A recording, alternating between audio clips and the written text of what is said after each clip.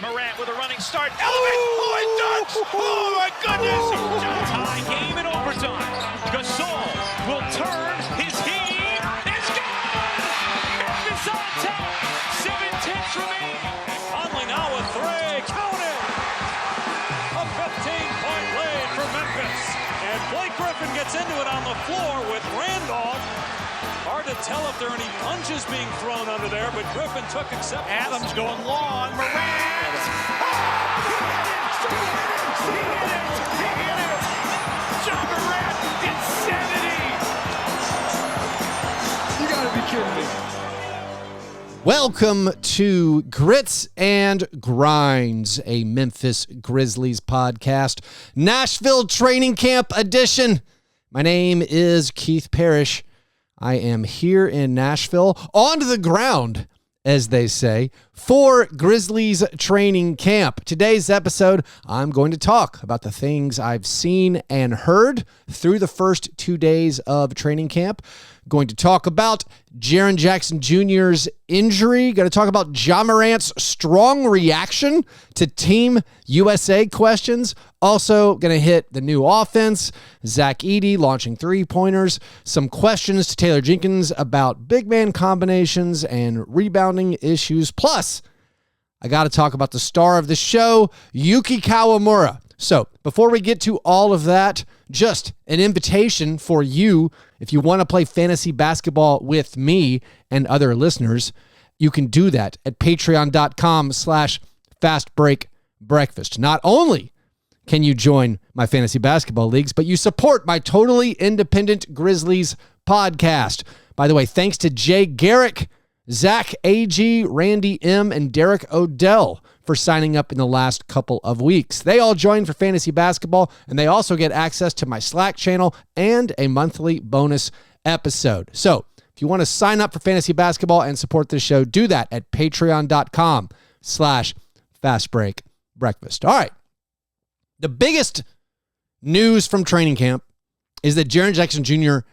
got hurt on the first day of training camp. He strained his hamstring.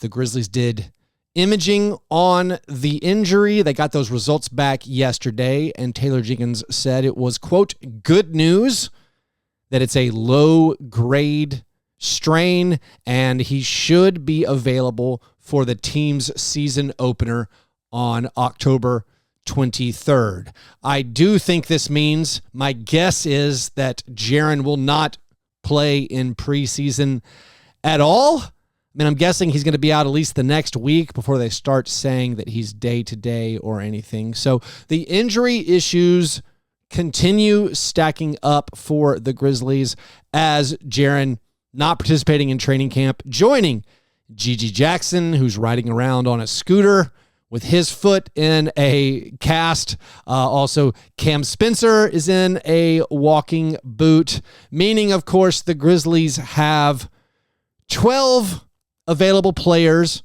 only 10 of those on standard contracts. And as I like to point out, only 8 of those with NBA experience. But fingers crossed, Jaren will be available for the season opener against the Jazz. And I think most importantly, that this tissue injury will not linger. Hamstrings, notorious for reoccurring. So that's going to be a concern for the Grizzlies. That's why I'm guessing he's not going to be involved in any preseason games, because you have to let that thing totally heal and strengthen up so there isn't any reoccurrence of the injury. So the Grizzlies keep being, down bodies, of course. I think this injury scare with Jaren, it once again, I think, highlights the lack of depth and I think the worries we can have. Like, if Jaren Jackson Jr. misses a game, by the way, he's going to miss games. By the way, reminder, the Grizzlies play 6 games in the first 9 days of the season. They have 2 sets of back-to-backs. So when Jaren doesn't play, that means your available front court players, it's Zach Edey and then probably Santi Aldama starting in Jaren's place.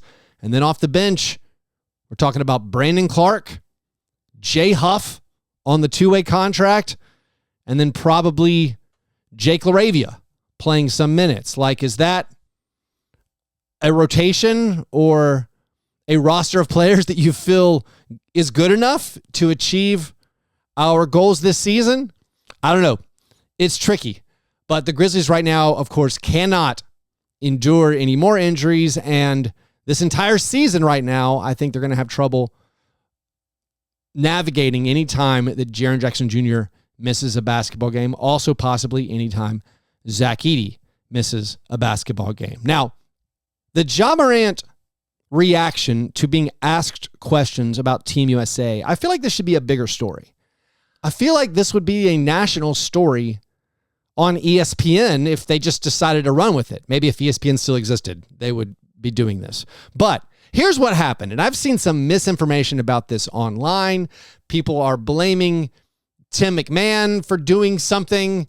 No. Here's what happened, as best I understand it. Joe Varden from The Athletic, I was standing behind him. It's hard to hear at these scrums, but I was standing behind Joe Varden. He asks Ja Morant a question about Team USA. My feeling is, my impression was that Joe Varden legitimately wanted to find out if Ja Morant was interested or going to be playing for Team USA in the 2028 Olympics in Los Angeles.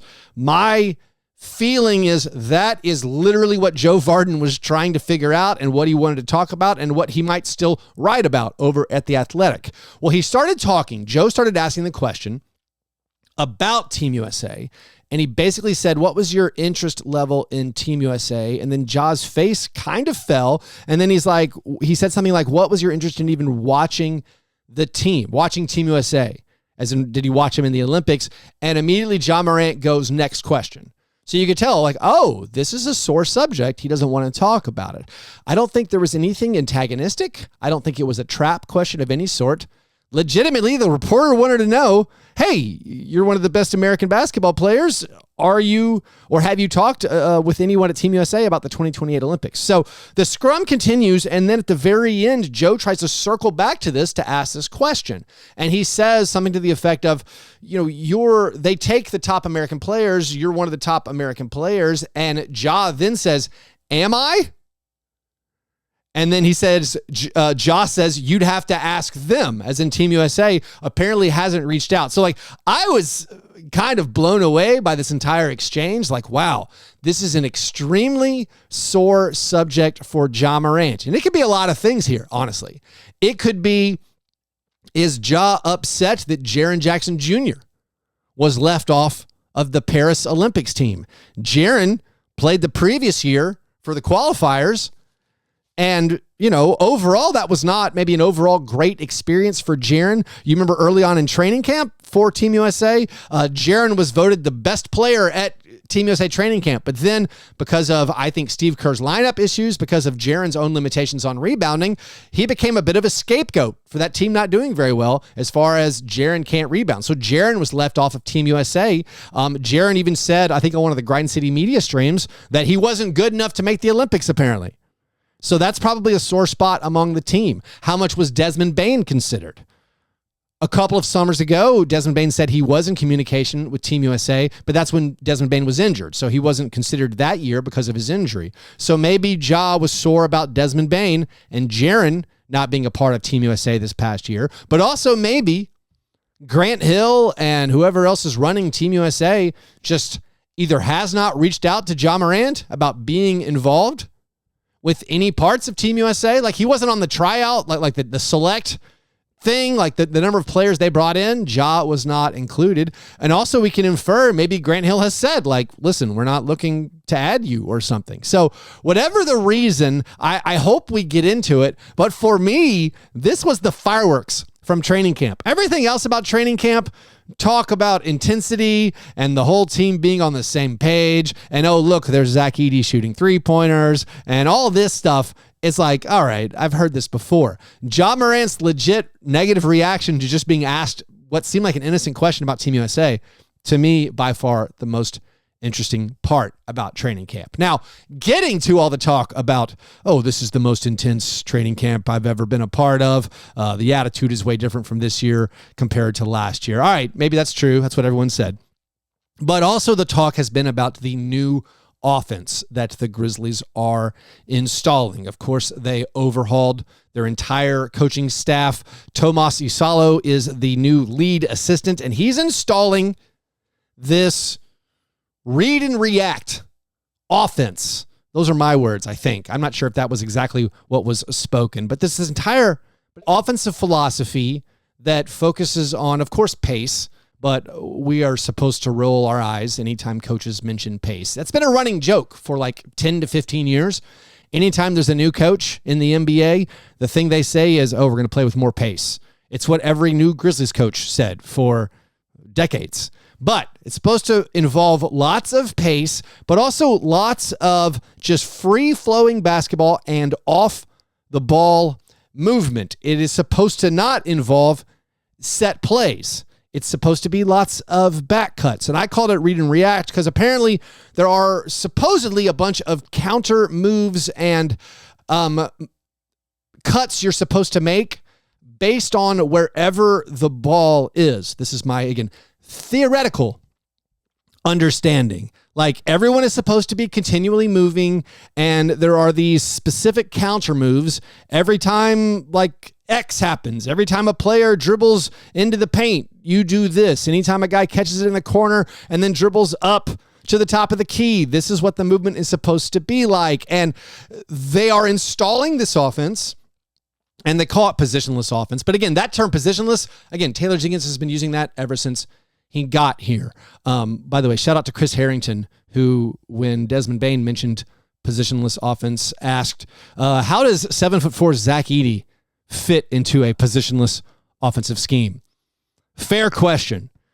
Desmond just, did a good job kind of deflecting and was like, yeah, he's just got to be active on the perimeter and making the right reads and all this stuff. But the idea being, anyone who has the ball is looking to create an advantage, and you are always going to be moving in reaction to where the ball is. My big questions about this, are there going to be guys standing in the corner? Having a player standing in the corner is a staple of NBA offenses. Does that mean there won't just be guys standing in the corner?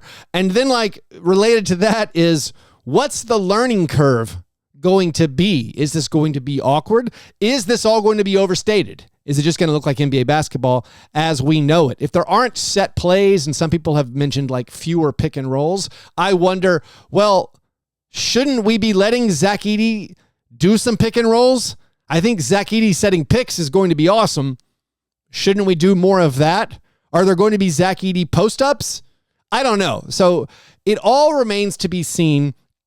But they are, of course, spending time installing this new offense and trying to teach everyone the tricks of it and the habits you're supposed to form and how you are supposed to play within this new offense. Another question is, what if there are hiccups early in the season? What if the team gets off to a slow start? What if they're 4-6 after 10 games and the offense stinks? And you're like, hey, man, we were the 2 seed in consecutive seasons, just crashing the glass and letting Ja Morant go nuts.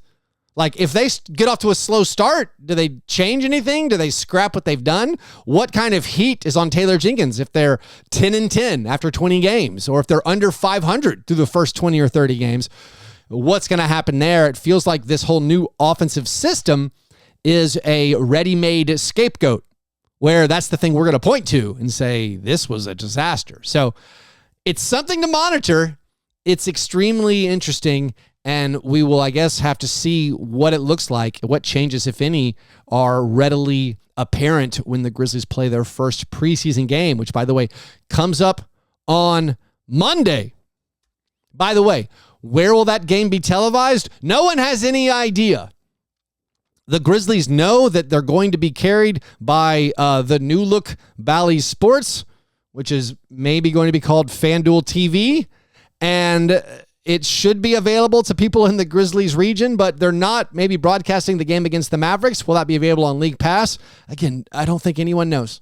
We are 4 days away, and we're not totally sure where all the games are going to be carried, at least in the preseason. Now, Next big topic or next big observation for me, and maybe the thing people want to talk about, is Zach Edey and his 3-point shot. I will say it's what he works on the whole time during the open portions of practice where media is allowed inside the gym. I've watched Zach Edey shoot a lot of 3-pointers. Of course, Zach Edey's a pretty solid free throw shooter. He absolutely can make 15 to 18 footers, I think, with almost no issue. I do believe Zach Edey will eventually stretch out to the 3-point line. I think the corner three looks pretty good when he shoots it. He also, of course, isn't making that many of them based on the, 100 I saw him take at training camp. I posted clips of him making like 4 out of 8, 4 out of 9. People were excited. I definitely watched him make 4 or 5 in a row at times. I also posted a clip where he missed 9 out of 10. I also saw him airball a 3-pointer. Just again, stand still, open gym, just catch and shoot. It's going to be an up and down ride. I wouldn't be surprised at all if he shoots open threes this season, kind of in the vein of what Jonas Valanciunas did. I would say I'm optimistic that eventually he will stretch out to the 3-point line. Will that be a part of his arsenal this season? I would guess it's possible he averages 1 a game or something. Again, think Jonas Valanciunas type, but I think with a higher upside. I think he's eventually going to get there, and that's something that I do think actually adds to his game. I'm not a person that's like, oh no, this is a disaster. We got to get our bigs in the paint. No! I'm totally fine with Zach being in the paint, getting rebounds and scoring on the inside, but also he does need to spread out sometimes to open up those driving lanes. So Ja Morant gets to the rim without Zach Edey's defender standing in front of the rim. We need Desmond Bane attacking downhill. It is important, and I think it's in the Grizzlies' best interests to have Zach Edey eventually add that outside shot a la Brook Lopez to really modernize and get the best results for the Grizzlies offense. As far as other guys shooting 3-pointers, the training camp report from me is I'm not expecting Brandon Clark to take or make many 3-pointers this season. Also, Ja Morant, his shooting, it remains a huge question mark. I would identify Ja Morant's shooting and Jaren Jackson Jr.'s 3-point shooting. First of all, both of those things are way more important than Zach Edey's 3-point shooting. And both of those things, I think, are going to decide how far the Grizzlies get this year. And so I have questions, and I don't think Ja's shot, it basically looks like the same shot, and watching a few practices, they don't go in that frequently, relatively. And then when you compare it to like actual shooters, you see the arc on the shots of like Jalen Wells, and then of course Desmond Bane and Luke Kennard. It's just a different thing. The shots are so much prettier. Even like Jake LaRavia, like those shots are pretty, and you have much more confidence in those things. Now, as far as some of the comments that the players made that were made available to the media, both Desmond Bane and Marcus Smart talked to the media on Wednesday. On Tuesday, it was Ja Morant and Zach Edey. They all identified that the intensity of training camp, and a lot of it's because of the brutal honesty that the coaching staff has had with them, like with Desmond and Ja, talking about like, hey, you guys have to defend better. We're hoping that Marcus and Jaren Jackson Jr., they're going to be our defensive anchors, and the team hopes Zach Edey will also be a defensive anchor, and they're highlighting Desmond and Ja being like, hey, guess what? You guys have to be better on the defensive end. Some of the things we talk about as far as new defensive principles, they said, Taylor Jenkins said a lot of them are going to be the same as far as what kind of shots they want to allow. They want to keep teams out of the paint. They want to prevent corner 3-pointers, which means they are usually comfortable with the other teams having above the break 3-pointers. All that is going to remain consistent. Perhaps there is some talk about the team maybe picking up full court more this season, a little bit of full court press from the Grizzlies. I think when you look at the roster, at least the healthy roster, you have the horses to do this, I think. Maybe there will be some questions about stamina for the team.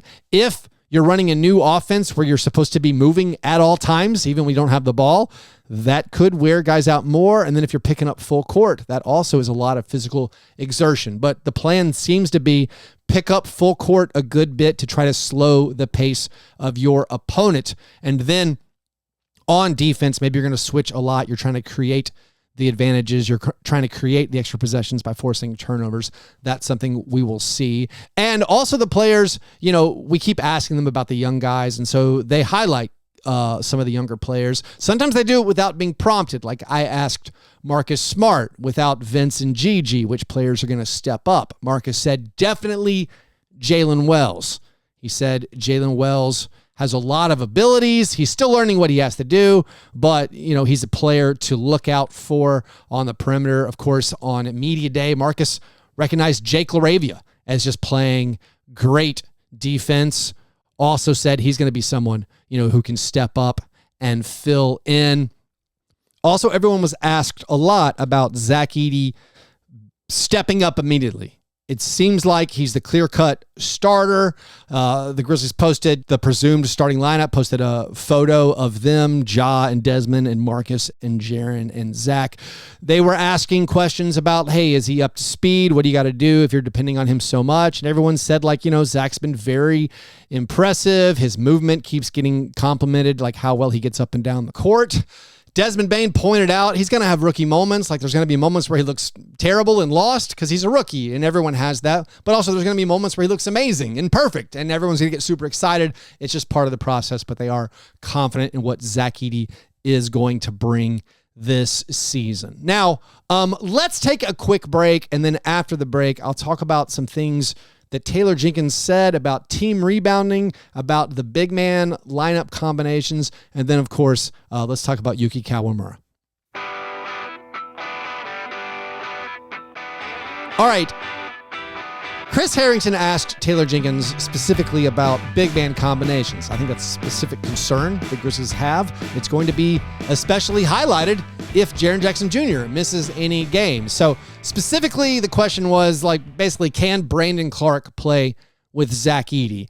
And Taylor sort of said, yeah, we're going to check it out. We might try it in preseason, but maybe it's a lower priority to other things they're going to do. I think there's a concern if both of those guys are on the court, concerns about how you can play with pace. I don't think Zach and Brandon, they're among the only players on the team who aren't going to dribble the ball up the court very much, even when they get a defensive rebound. And then, of course, there's clear-cut concerns about the spacing of those lineups. Taylor acknowledged what we all knew as far as any lineup with Jaren, any big man combination with Jaren works pretty well, and we feel very comfortable about that. He did highlight that Santi and Zach, there's no issue. He did specifically praise Santi Aldama for having a very good training camp so far, carrying over some of that strong play he showed on the Spanish national team at the Olympics. He also pointed out that they were going to play Gigi Jackson, until Gigi Jackson got hurt, Gigi was in line to play some power forward alongside probably Zach Edey at times. That was a look they definitely want to try out. But as far as a Brandon and Zach pairing together, I think it's what we all imagine, which is it's not something they're going to go to very frequently. Now, one thing that Taylor Jenkins has highlighted as a big need for the team this year, one of their defensive principles that they're focused on is getting better at defensive rebounding. They were not very good at it last year. Basically, since Steven Adams got hurt, they aren't good at rebounding. And this is a thing I've talked about a lot on my shows. And I am a person who believes rebounding is a skill and it can't really be taught. And if you play lineups with bad rebounders, you're going to be bad at rebounding. That's my belief. I don't think you can get someone to be like, hey, we have to rebound, go try harder. It seems like Taylor Jenkins believes that's a thing. I asked specifically about rebounding. I was like, how much is it scheme versus talent? And what can individual players do to defensive rebound better? And Taylor Jenkins just said willpower. He said, we've looked at the film, and he's like, we can design any amount of drills for rebounding, but at the end of the day, you just have to go get the ball.